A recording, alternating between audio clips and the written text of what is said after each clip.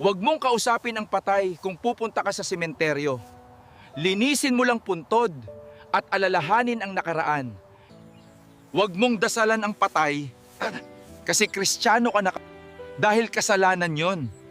Sa November 1, huwag ka nang magsindi ng kandila sa bahay at sementeryo dahil Kristiyano ka na.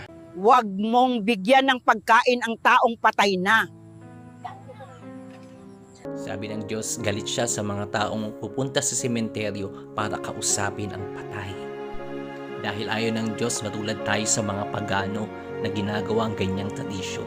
Kaya kung pupunta tayo sa sementeryo, linisin lang natin, alalahanin natin nakaraan, pero wag natin dasalan, wag natin kausapin, wag na rin tayo magtirik ng kandila, wag na rin tayong magbigay ng pagkain sa taong patay na, sapagkat ayaw ng Diyos na ginagawa natin ang mga bagay na to.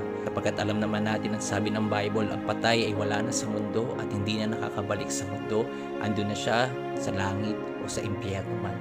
Maniwala ka man sa hindi, dapat talaga pag Kristiyano ka na hindi mo na ginagawa to, sapagkat natutuwa ang mga demonyo pag nagtitirik ka ng kandila, natutuwa ang mga demonyo pag kinakausap mo yung mga patay, natutuwa yung mga demonyo pag dinadaslan mo yung mga patay, at nasasaktan mo naman yung Diyos na lumikha sa iyo.